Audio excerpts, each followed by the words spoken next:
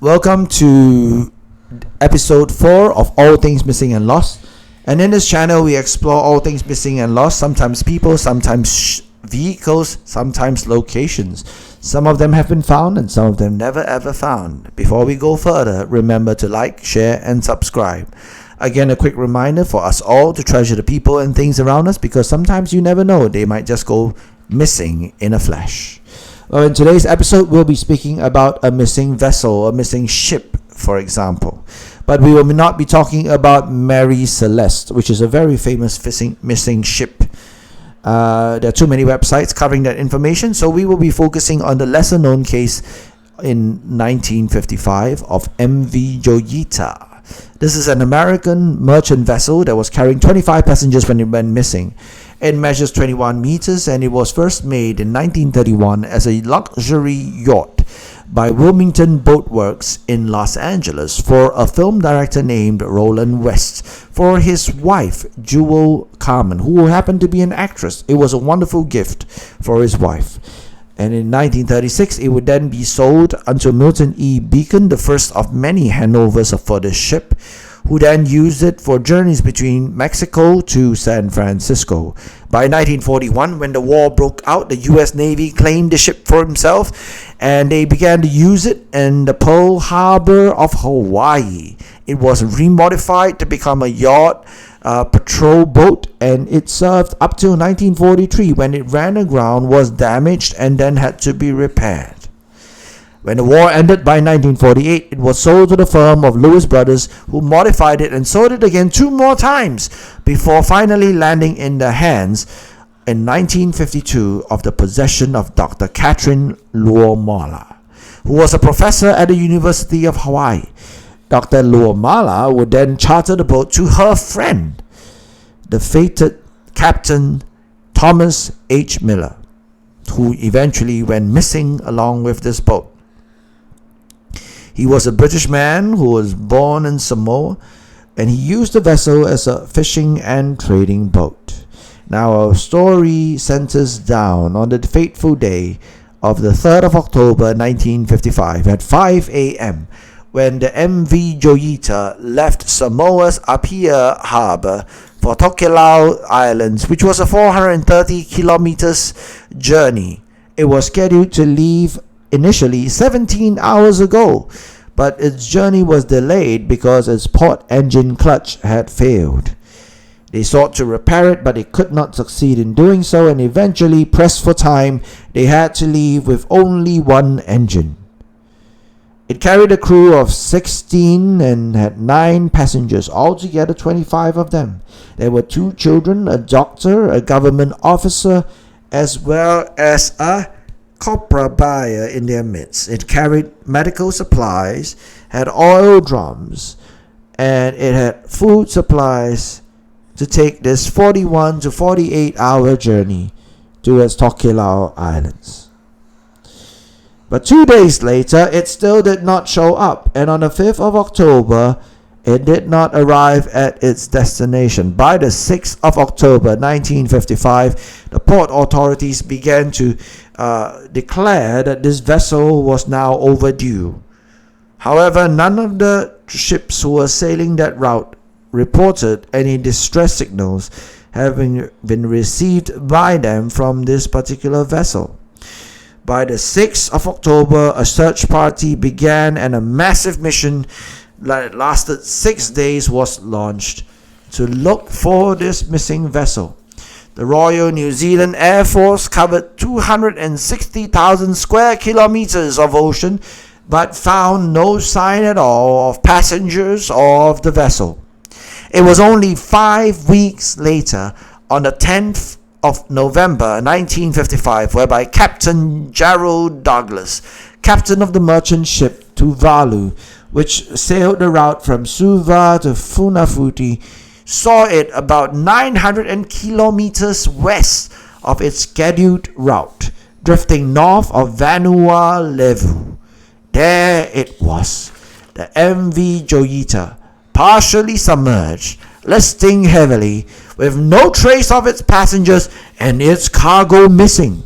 When they boarded it, they found that its radio was tuned to 2182 kilohertz, which was the International Marine Radio Telephone Distress Channel. So they were trying to call for help. Something had happened. The boat was obviously damaged. It was partially submerged, but still managing to stay afloat. In fact, they found that its dinghy and 3 Carly life rafts were missing. The crew and the passengers had obviously launched out to try to seek help, but they were nowhere to be found.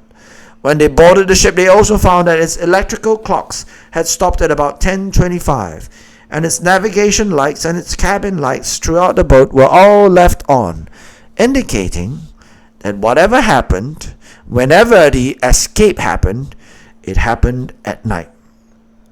They then found that the logbooks, the sextant, the chronometer, firearms that were on this vessel, including navigational equipment, had all gone missing, as if the crew had all taken them with them in an effort to try to find their way back to dry land.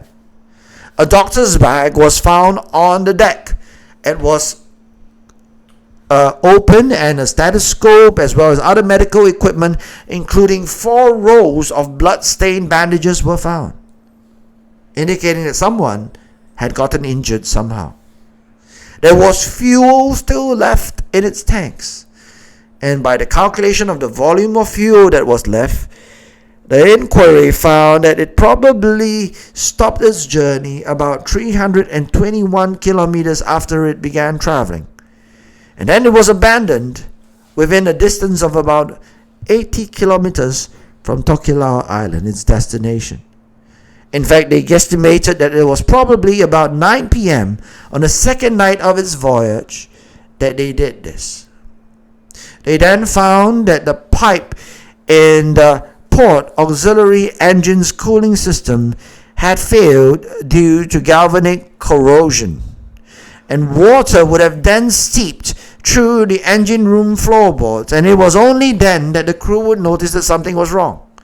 But by the time they'd found this leak and the water had seeped through the floorboards, it was now impossible to actually locate where the leak was, since it was already submerged. You see the problems that the crew probably faced? Eventually, an inquiry was launched. After the crew could not be found, the people were all declared missing year after year. They found that the captain himself, Miller, was to be held responsible for sailing forth in a vessel that was not really seaworthy, with only 1 engine, and his license to carry passengers had actually lapsed about a year before. What do you think actually happened to the MV Joyita? There are 3 theories about what actually happened. Some people assume that it had actually met with some disaster whereby the captain had gotten injured in a way. He was unable to sail anymore, probably rendered unconscious, maybe even deathly ill. And the passengers and the crew had to try to find their way to abandon ship to try to seek help. That's why the life rafts as well as the dinghy were all completely gone. But they sadly did not manage to find their way to shore. Got lost, caught in a storm, got capsized, and got eaten somehow. Another theory goes with that because this was still 1955, they theorized that some Japanese soldiers were still camping out their way in the islands nearby, refusing to give up their fight despite the war having ended, and that they might have kidnapped and killed the crew. But it's unlikely to be true because there's no evidence of Japanese soldiers hiding around in those areas historically, or nor were they ever found. And thirdly, the third theory is this, that the ship had gotten into trouble and the crew had wanted to turn back, but the captain, who was steadfast in his belief that the ship would never sink, Thomas Miller believed the ship was lined with cork and unable to sink, and he was definitely proven right, because the ship, while partially submerged, still remained afloat.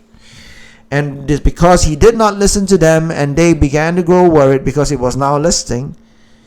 They staged a mutiny, killed him, and hence you see the blood-stained bandages. and then tried to find their own way on shores, but sadly they could not do so, and then they died. What do you think actually happened to the MV Joyita? Why has their crew gone missing and never ever been found? What actually happened that day? Remember to like, share, and subscribe, and I hope that you'll join me in episode 5.